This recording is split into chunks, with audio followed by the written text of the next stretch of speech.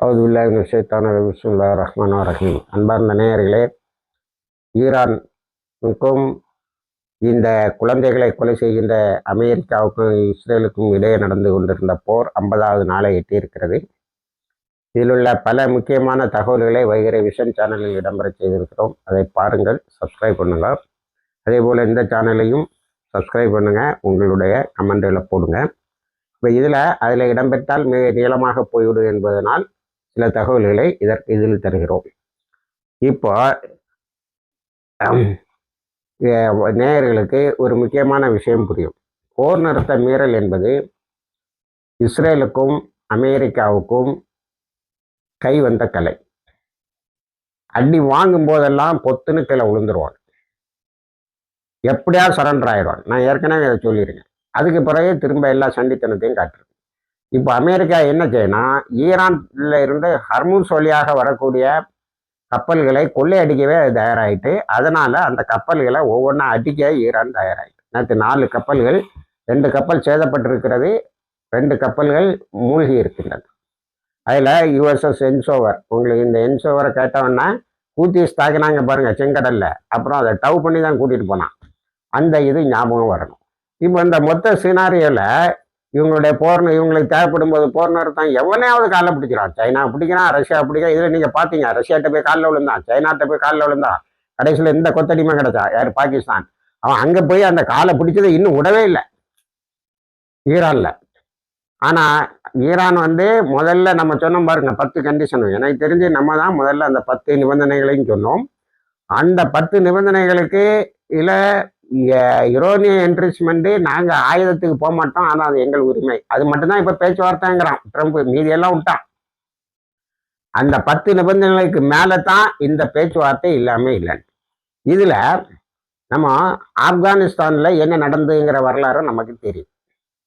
அந்த ஆப்கானிஸ்தான் வரலாறுல என்ன நடந்ததுன்னா, 3 முறை ஆங்கில நாடு படையெடுத்தது. எப்படியாவது ஆப்கானிஸ்தானை தன்னுக்கு உள்ளால் கொண்டு வந்து விடணும். நமக்கு ஆப்கானிஸ்தானில் நடந்த அங்கே உள்ள முஜாஹிதுகளுக்கும் கம்யூனிஸ்ட் ரஷ்யாவுக்கும் நடந்த யுத்தத்தை பற்றி தெரியும். இப்போ அமெரிக்கா துண்டக்கானம் துணியம் காணலன்னு $10 பில்லியன் ஆயுதங்களை விட்டு 19,000 படையில எஞ்சி இருந்த 2,500 பேரை மீட்டு சென்றதையும் நாம் அறிவோம். ஆனால் ஆங்கில நாடு 3 முறையாக நடத்திய அந்த வரலாறு நமக்கு தெரியாது. கடைசியில் 1917 3வது முறையா 2 முறை துரத்தி அடிச்சுட்டாங்க. காலில் விழுந்து படை வீரர்களை மீட்டு கொண்டு போய் விட்டார்கள், தங்களுடைய ஆயுதங்களையும் மீட்டு கொண்டு போய் விட்டார்கள் எங்க ஆங்கில நாடு. அப்போ அதுதான் சூப்பர் பவர். 1952 பிறகு தான் ரஷ்யாவா, சைனாவா, அமெரிக்காவா இன்னும் வரும். 52க்கு பிறகுதான் ஹிரோஷிமா நாகசாயில அணுகுண்டை பயன்படுத்தி மக்களை கொலைபாதகத்தை செய்த அமெரிக்கா சூப்பர் பவர்னு அறிவிக்கப்பட்டது. இப்போ அதுக்கு முன்னாடி உலகம் முழுவதும் காலனி ஆதிக்கத்தை நடத்தி கொண்டிருந்த பிரிட்டன் தான் சூப்பர் பவர். அதாவது சன் வில் நெவர் செட் இந்த பிரிட்டிஷ் எம்பையர்னு ஒரு பழமொழியை சொல்வார்கள். நீங்கள் அடிக்கடி இதை கேள்விப்பட்டிருப்பீர்கள். அதனுடைய காலனி ஆதிக்கம், அதனுடைய சுரண்டலும் கொள்ளையடிப்பும் உலகம் முழுவதும் பரவி இருந்தது. அதில் ஆப்கானிஸ்தான் மட்டும்தான் இடைவிடவில்லை, எக்ஸப்ட் ஆப்கானிஸ்தான்னு சொல்லணும். அந்த ஆப்கானிஸ்தானையும் கையகப்படுத்த எடுத்த முயற்சியில் 1917 முஜாஹிதுகள் முடிவு பண்ணாங்க. சும்மா நையாண்டி பண்ணிக்கிட்டு இருக்கான், சும்மா இங்கே அப்பாவி மக்களை கொலை செய்துட்டு இருக்கான். ஒரு முடிவு, இனிமேல் எந்த ஒப்பந்தம் போட்டாலும், எப்படி தான் சரண்டர் ஆனாலும் ஆங்கில படையில் ஒருவனை கூட நாம் அங்கே அனுப்ப மாட்டோம். அந்த முடிவு எடுத்து அத்தனை பேரையும் அழைத்தார்கள். இன்னைக்கு வரைக்கும் ஒரு 1917, நம்ம இப்போ 2000 தாண்டி இருக்கிறோம். இந்த இடைப்பட்ட காலவழியில் ஏகദേശம் ஒரு தலைமுறை அல்லது 150 வருடமாக அவர்கள் இந்த ஆப்கானிஸ்தான் விவகாரத்தில் அமெரிக்காவுக்கு பின்னாடி நிற்பாங்களே தவிர முன்னாடி வரமாட்டாங்க. அதே ஒரு முடிவை தாலிபான்கள் எடுத்தாங்க. கடைசியில் துண்டங்கானம் துணியங்கானம்னு ஓடுறான். அதுக்கு பிறகு இந்த தீர்க்கமான வெற்றிகளுக்கு பிறகுதான் இந்த வல்லரசுகள் தங்களுடைய நிலையை உணர்ந்து ஒன்றுமில்லாமல் ஆகி, அதுக்கு பிறகு இந்த உலகத்தில் உள்ள மக்களை நிம்மதியாக வாழ விடுகிறார்கள். அப்போ இந்த முடிவை இந்த போராளிகள் இப்போ தெளிவாக எடுக்க தயாராக இருக்கிறார்கள். ஈரானுடைய அறிவிப்புகளும் அதைத்தான் சொல்லுகிறது. இந்த 10 கண்டிஷனும் முதல்ல ஒத்துக்கிறா, அதுக்கு பிறகுதான் 2வது ரவுண்டுக்கு வருவோம், இல்லைன்னா 2வது ரவுண்டு 3வது ரவுண்ட்லாம் இல்லை, உன்கிட்ட பேசி பார்த்துட்டேன் போயிட்டே எறியிட்டாங்க.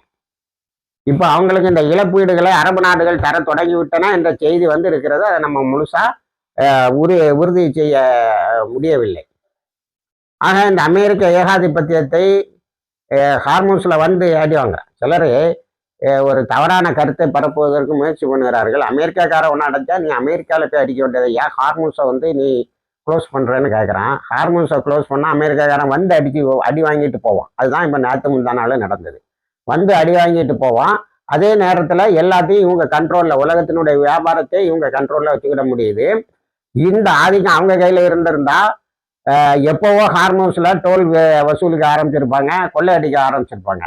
இப்போ அமெரிக்காவினுடைய தாக்குதல் வந்த பிறகுதான், ஏப்ரல் 28க்கு பிப்ரவரி 28க்கு பிறகுதான் அவர்கள் இந்த யுக்தியை கண்டார்கள். இப்போ அந்த யுக்தியில் அவங்களுக்கு என்ன கிடைக்குன்னா நல்ல வருமானம் கிடைக்குது.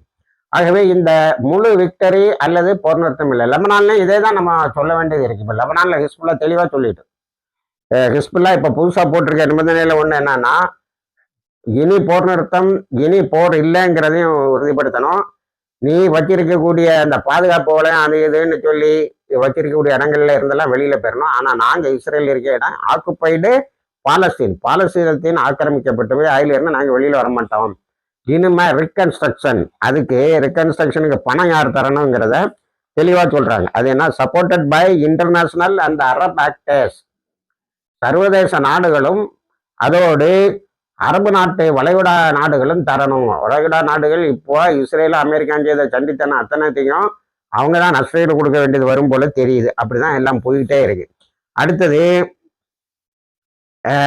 நம்ம 17ஆம் தேதி போன வெள்ளிக்கிழமை நடக்க இருந்த அந்த யூரோப்பியன் யூனியனுடைய மீட்டிங் நடந்திருக்கு. அதுல 40 நாடுகள் கலந்து கொண்டு இருக்கின்றன.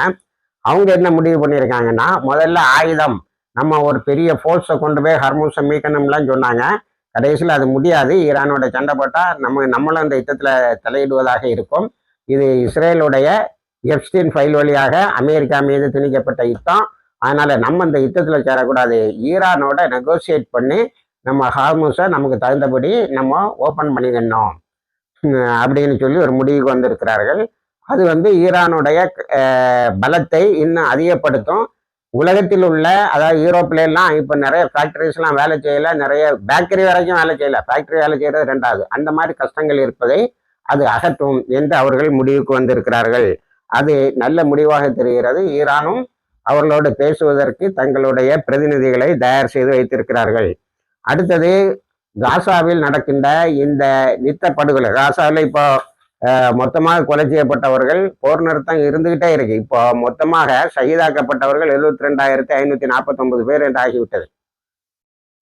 ஆக அதுக்கும் ஒரு முடிவை இந்த பேச்சுவார்த்தையில் கொண்டு வருவதுதான் சரியாக இருக்கும். இந்த பேச்சுவார்த்தை நடக்கவில்லை என்றால் இஸ்ரேல் மீதும் அமெரிக்கா மீதும் ஒரு அறுதியான வெற்றியை பெறுவதற்கான வழிமுறைகளை கண்டுபிடிக்க வேண்டும். எங்களால் முடியும், தாக்கு பிடிக்க முடியும் என்று சொல்லிவிட்டார்கள். நேற்று நியூயார்க் டைம்ஸ் கொடுத்த அறிக்கையின்படி என்ன சொல்லுகிறது என்று சொன்னால், ஈரானு ஏற்பட்ட சேதங்களை எல்லாம் சரி கட்டி விட்டது. இப்போ போக்குவரத்து கூட ரயில்வே அழிச்சான், அதை சரி கட்டிட்டாங்க. வான்வெளி இதெல்லாம் 4 ஃபேஸாக அது ஓப்பன் ஆகும்னு சொல்லி ஈஸ்ட் வெஸ்ட்டு, கிழக்கிலிருந்து மேற்கு வரைக்கும் வான்வெளி போக்குவரத்துகள் இருக்கிறது. மிசிலை வளர்த்துட்டாங்க. ஏப்ரலில் புதுசாக மிசில்லாம் கண்டுபிடிச்சு வச்சுருக்காங்கன்னு நியூயார்க் டைம்ஸு பென்டகனுடைய ஒரு அறிக்கை அப்படி லீக் பண்ணி சொல்லுகிறது. அதனால நீ யுத்தத்துக்கு போவாதன்னு அமெரிக்காவுக்கு சொல்லிக்கிட்டே இருக்கு. அமெரிக்காவில் உள்ள எல்லாரும் சொல்றாங்க. எந்த அளவுக்குன்னா, ட்ரம்ப்போட மென்டல் ஹெல்த்தை நம்ம வந்து டெஸ்ட் பண்ணணுங்கிற அளவுக்கு போய்கொண்டு இருக்கிறது. ஆகவே இப்படி ஒரு தெளிவான முடிவை நோக்கி ஈரானும் ஹிஸ்புல்லாவும் போய்கொண்டு இருக்கிறது. முழுமையான வெற்றி பெறுவது வரைக்கும் யுத்தத்தை நடத்துவது என்று. ஆக இதில் தான் இந்த உலகத்தினுடைய அமைதி இருக்கிறது.